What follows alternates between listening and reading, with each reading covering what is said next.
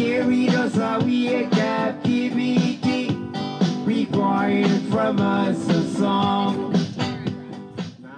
Many of you sent in questions about life at the EcoVillage in Ithaca, so we took some time to ask those questions for you. In the last video, we asked Bill Goodman, legal advisor and resident, to help us understand how the EcoVillage is structured and how one might go about setting up their own co-housing group. In this video, we sit down with Liz, the co-founder of the EcoVillage at Ithaca, and Bronwyn, Rye, and their children to answer more of your queries. There is a lot of questions from people who are like, ooh, could this be something for me? Mm-hmm. You know, so one of the questions, and I'm curious on how you might answer it, is people who are introverted, when they see kind of how the houses are close together and where the community centers are, you know, some people are like, ooh, I would probably need the one in the corner far away from others. Is an EcoVillage right for someone who might be introverted, for instance? Well, I think we all have some aspects of introversion and extroversion. So I would say co-housing as a model is great for people of most persuasions. And we all change a little bit over time. You know, like one day I might want to hide out in my house. Another day I might want to go out and hang out with my neighbors. So there's a lot of room for individual choice. And it's great because, especially during the pandemic, we actually have the choice to be with other people, at least outside. It's really easy to do that. If somebody is really, really, really introverted, then I would say no, you know, because we need people living in community who can contribute to the community, both socially and also with work, you know, whatever needs to be done, whether it's cooking or cleaning or finances. So if somebody is totally introverted, they would probably be unhappy here. Yeah. How does somebody know whether it's right for them? If somebody is interested in it, what would your words of advice be for that person? A lot of people want to live in community right now, and it actually is a big commitment to join a community. It's a little bit like joining an extended family. So you really need to do your research. There's some great websites out there, including the Foundation for Intentional Community. You can go in and look at what the mission is of different communities, who they attract, you know, the age range, where they are, whether they're rural or urban. So it really takes some inner work, some discernment about figuring out what is it that I really want and how can I accomplish that. And then visiting multiple communities. I like to think of a visit as including talking to many, many different people, because you'll get different perspectives from each person. And we have a whole membership process for joining our community. It includes a minimum 5-day visit. It includes talking with the membership committee. It includes reading background materials like the website. We have a fairly extensive website. I've written a book about the EcoVillage. There's a lot of background resource to tell people about what our community is about. But we're a relatively small community. We're only, you know, we're 230 people, but there are communities in every state. There are communities around the world. Not all of them are eco-villages, but there's a lot of great places. And people can always create their own. And creating your own can even mean creating a social network, and I'm not talking about on the internet,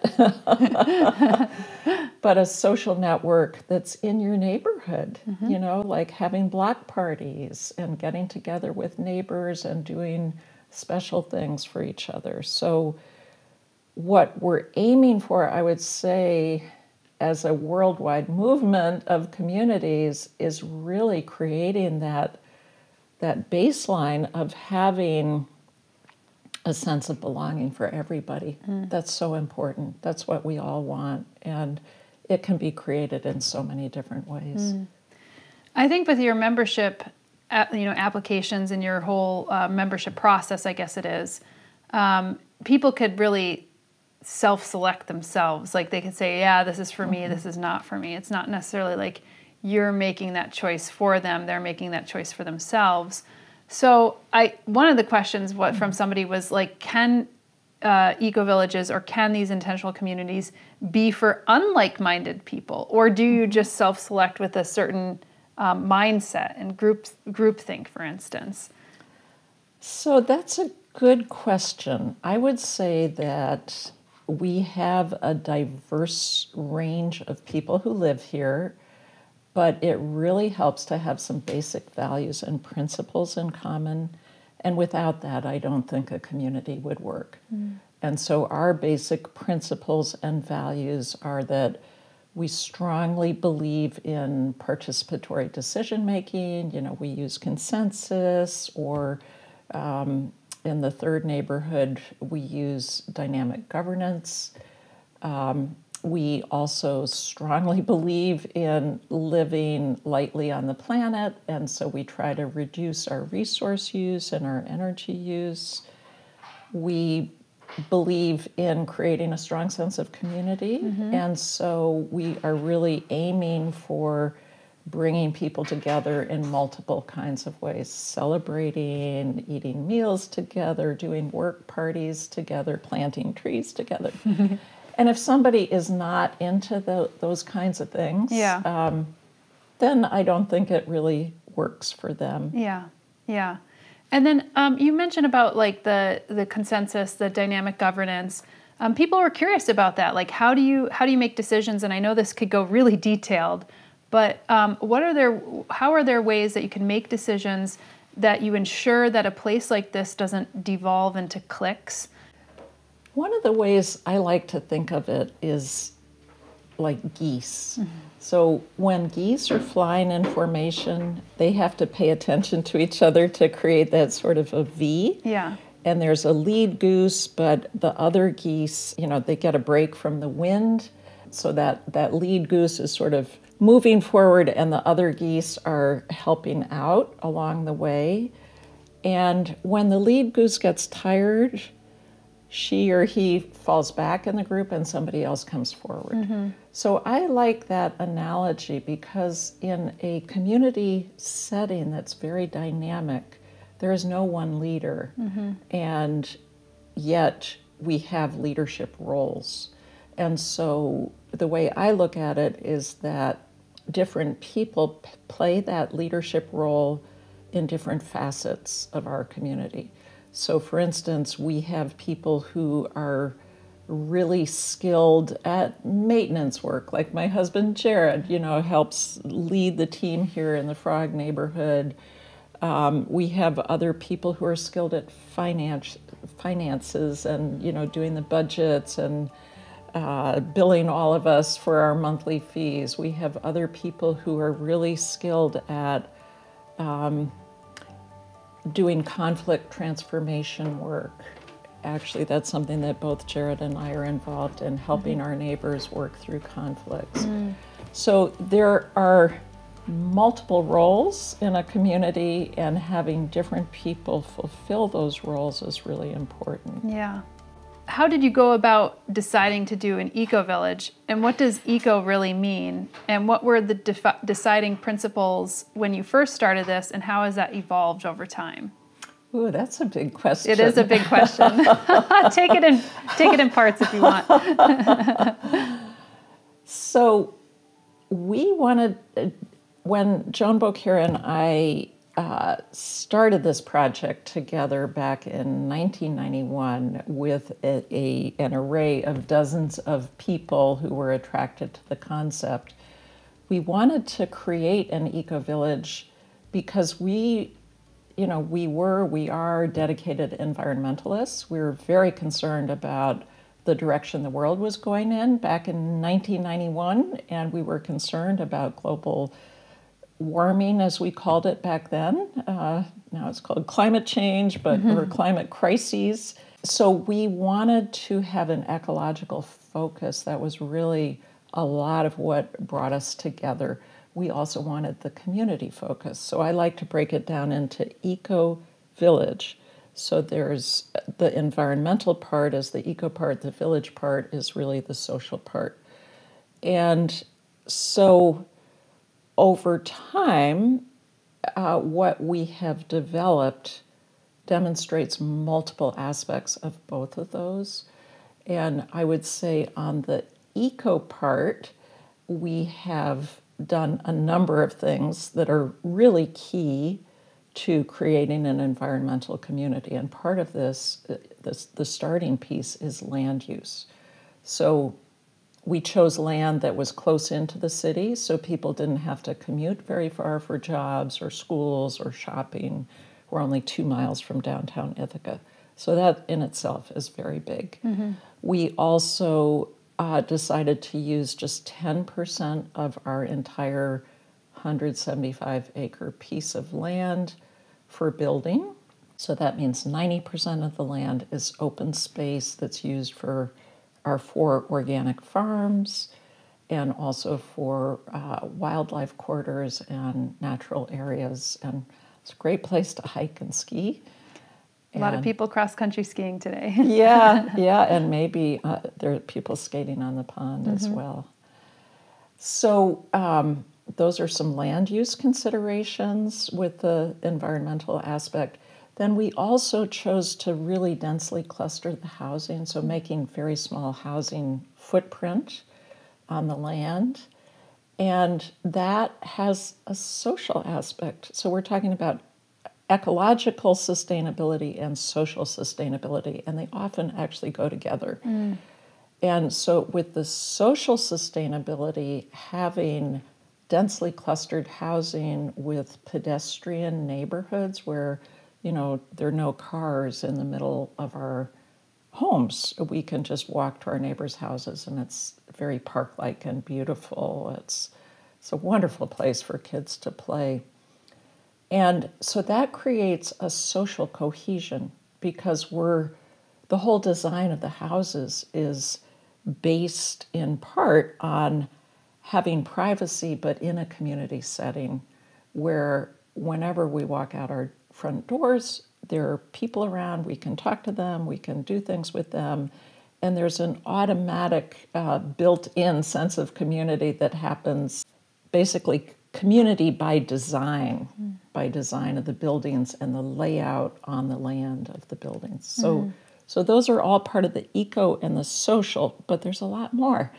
And with the organic farms, having room for so much farming to take place that is organic and in some cases is really cutting edge type of farming, like regenerative agriculture that actually helps with carbon sequestration over time by growing nut trees. All of those lead us here in the community to also support those farms, to buy food from the farms. I'm delighted that now in the winter, in fact, it's Friday today, so later on today, I'll go and pick up my little farm share from West Haven Farm. And this week I ordered 2 half-pounds of spinach and some lettuce, and it's so delicious. Are they doing it in like cold frames? They're doing it in the greenhouses. Oh, nice. Yeah, Okay. Yeah. I was like, a farm share in winter, that's great. it is so cool. Yeah. It's really just crisp and delicious. So we use a lot of food that is grown on site, and sometimes I call it extreme local. So there's local produce, and then there's extreme local, which is like 20 feet away that it was picked. So we also have green buildings, and with each of our neighborhoods, we've tried to push the envelope on what is possible in terms of energy efficiency and use of renewable energy, particularly the sunshine. And so all of those different aspects add up to an eco-village. And then a very important part of being an eco-village is also the educational aspect. And so it's great to work with students. We do a lot of work with college students, also adult learners, also sometimes kids. And there is so much to learn about how to basically live really wonderful lives on this planet without using a lot of resources and with constantly building in ways of creating a sense of community. I spoke with Bronwyn and Rye about family life at the EcoVillage and how they came to live there. Is there a specific time of one's life to live in the EcoVillage, or what's your opinion on that? Now. Right? Yeah, I mean, it's working out perfectly for us now.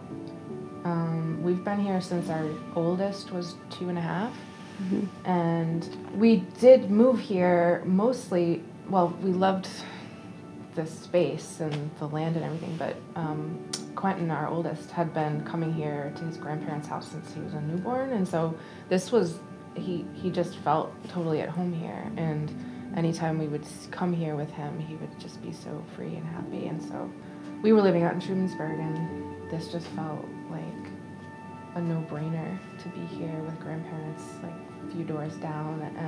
And I was really newly pregnant, and so we've been here ever since. And yes, so when you have small children, it's a wonderful time to be here.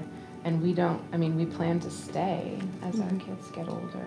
Right, okay. So this is your like forever home in a way. Not this particular house because we're growing out of it, but Yeah. EcoVillage, I think so, yeah. I teach high school, and so I was aware of teenagers who were from here. My school is right down the hill, and they seem normal until those are the kids who stay around and help you clean after something. And it was like, where did these kids come from? Where did they grow up? And it was like, oh, there's a common denominator. And they had these like friendships with themselves, and they, speak to adults as humans. And I was really interested, I think, not just for little kids, but in all the opportunities that teenagers have here to be free, to be in nature. I just have ideas about our kids being able to have like really easy campouts, and it's just a really sweet way to have a life that's multi-generational, but not just within your own family, like kind of widely multi-generational. I think that's interesting that you said like you noticed that the students that lived in the EcoVillage had a different set of social skills that you were attracted to. Wow, they actually stayed to help you clean afterwards and were very prescient in the way that they maybe spoke to an adult or somebody who was maybe not even their age. And that is, I think, really important. I think that's some of the things that even within the pandemic that some people feel like some of their children might actually be losing by isolating or not even going to schools.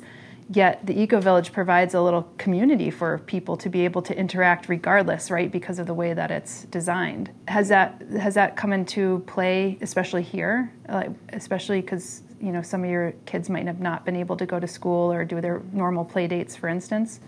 Yeah, back in March of 2020 when kids stopped going to school, I had to stop working because I needed to be here with them. And so having the opportunity to just go outside and be right in nature was something that couldn't have happened otherwise. Even if we did live out in Trumansburg in a rural area, it's different because there's not other kids outside and there's not play areas that are specifically designed for them and trails through the woods. And I just felt so grateful that we were here during that year where kids weren't at school.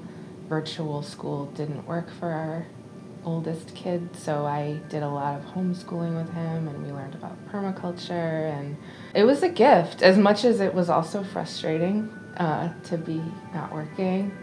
It was a gift to be here and to have this. What does it mean to you that you could actually walk to your grandparents' house here?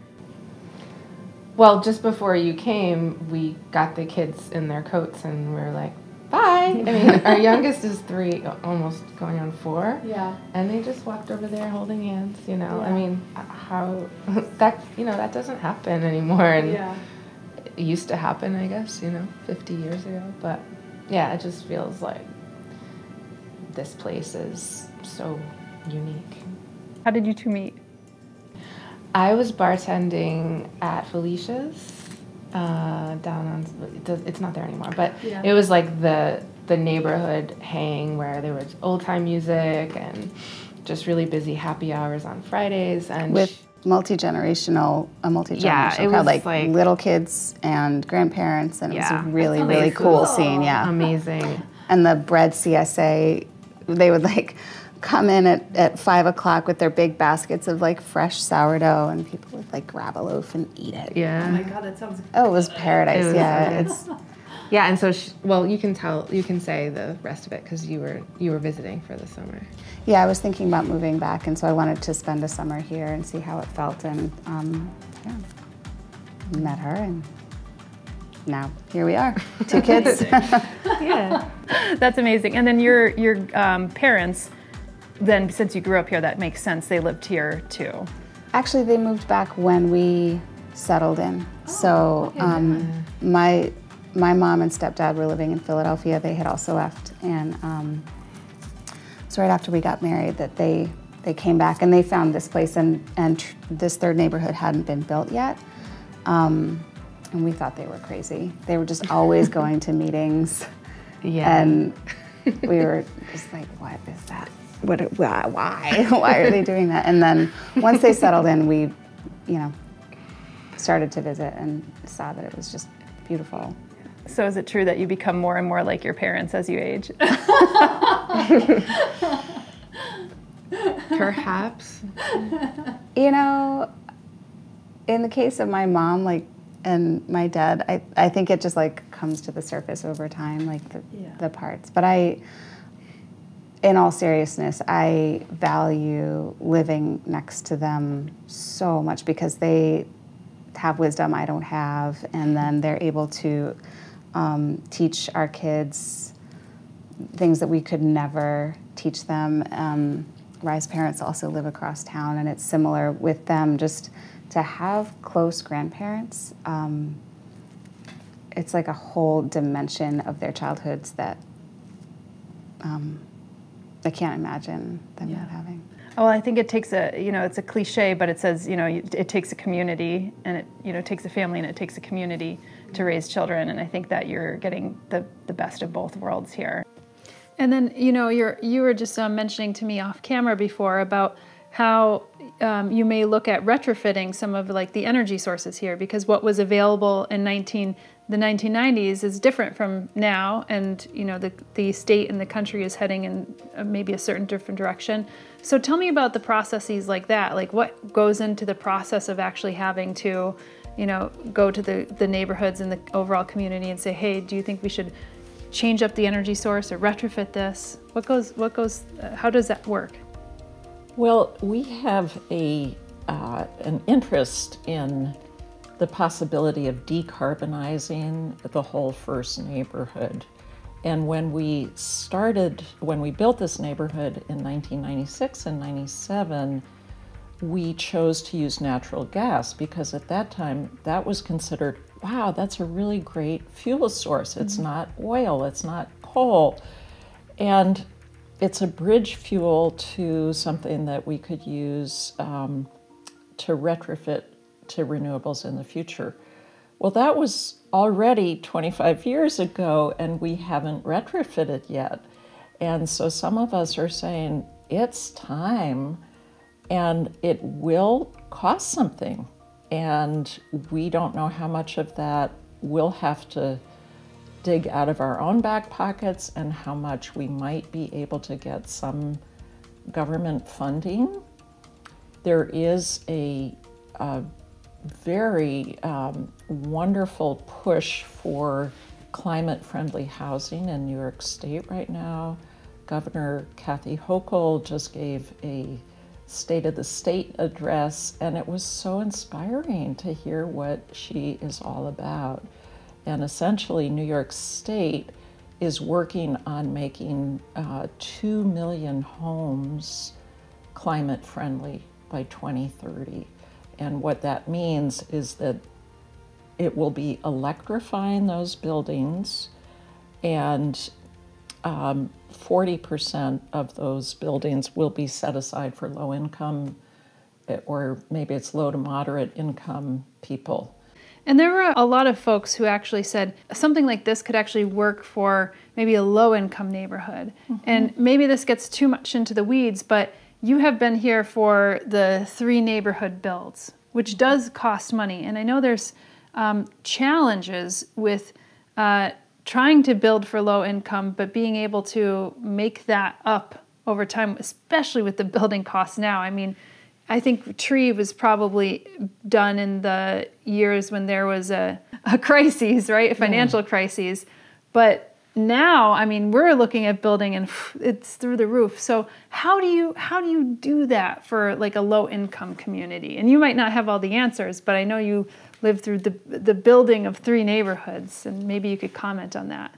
Well, it is very hard to do affordable construction, and we actually experimented with so many different things.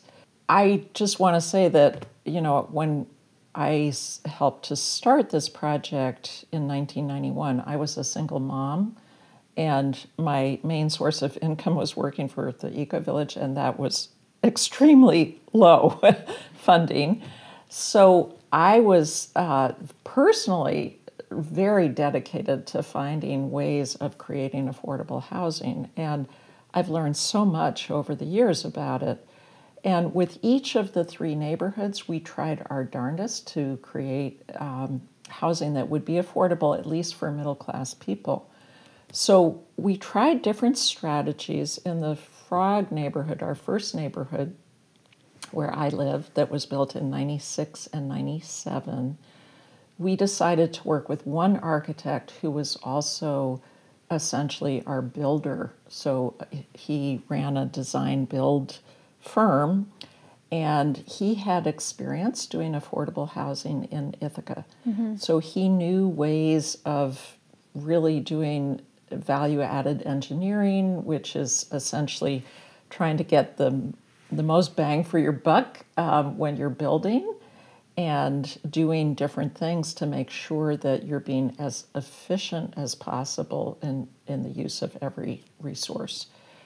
We also, by building densely clustered housing, we were, and building standardized housing, so we chose a basic design and then we varied it slightly to create housing, 5 different housing unit types that were 900 square feet to 1650 square feet. So essentially a 1-bedroom to a 4-bedroom.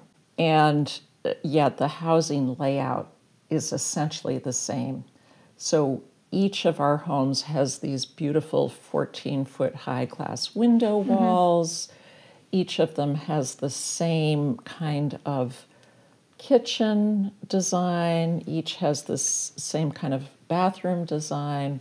So there's nothing fancy at all about the houses. Although I think Jerry Weisberg did a beautiful job of design so that they're filled with light and they feel spacious even though they're small by American standards. They're like so templatized to reduce on the cost that there's no customizing, essentially, that you follow this template to reduce the cost. Custom is expensive. So. Yeah. So we chose not to customize. Yeah. People could choose different floor types, but we did everything we could to cut back on the costs. And as a result, we have houses that in 1996-97 were built and cost $90,000 to $150,000 for the largest homes. And that at the time was very reasonable for the Ithaca market. It wasn't low, but it wasn't high either. Yeah. When I think when I see like the homes in the EcoVillage being sold, they're typically now in Ithaca prices below or on average with the prices. And I think that you can't fight that. It is what it is, right? Like if that's what the average homes are going for in Ithaca, you're also in the market essentially. You're not. That's right. You're not your own bubble, so to speak. Here. Yeah. It has been quite frustrating, however, to see the house prices go up, particularly during the pandemic. And so we've had house prices rise by, 30% in some cases. So it's discouraging when I personally have spent so much of my life trying to create more affordable housing. And when I say affordable housing, I don't mean low-income housing. I mean affordable for middle-class people. Yeah. So that was the method that we chose in Frog, was standardizing, building all at the same time so we could get all of our building materials from different companies. And for instance, the windows and the doors are triple glazed, which at the time was really, really state of the art. Those were from a factory in Winnipeg. And we actually negotiated with them, and they stayed open all winter. Usually they close in the winter, and they stayed open to create all of our windows and all of our doors. So we got a good discount from them. Yes, because you're buying in bulk. And that probably helps. That's right. They wanted your business because you're buying in bulk. Which shows power, I guess, also from that standpoint of being able to negotiate that. Yeah. But you have to be organized. You have to be organized enough to be able to do that. It's hard enough, like we're renovating one home, it's hard enough to organize all the different parts. So think about it in multiple homes. Right. Yeah. Well, it really helped to have an architect who is also a builder. Who could guide us. And even though the group was making every single decision, he kept saying, okay, you're going to need to make this decision by next Tuesday. And if you don't, I'm going to make it. And guess what? That put the pressure on us, and we made every decision. We'll have more videos exploring the different construction and design choices at the EcoVillage, and even tour some of the spaces. So stay tuned for more videos on the topic. See you in the next video.